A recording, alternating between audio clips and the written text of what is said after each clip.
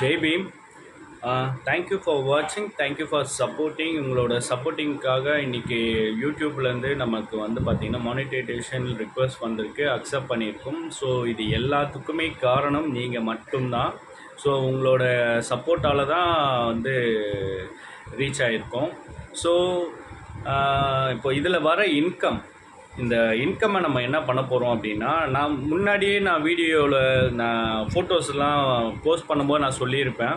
So நிறைய பேரை வந்து லாயர் ஆக்கணும் அப்படின்றது அண்ணனுடைய நீண்ட நாள் கனவில். நிறைய லாயர்ஸ் உருவாகியிருக்காங்க, நிறைய அட்வொகேட்ஸ் வந்து முடித்து கோர்ட்டில் வாதாடிட்டுருக்காங்க.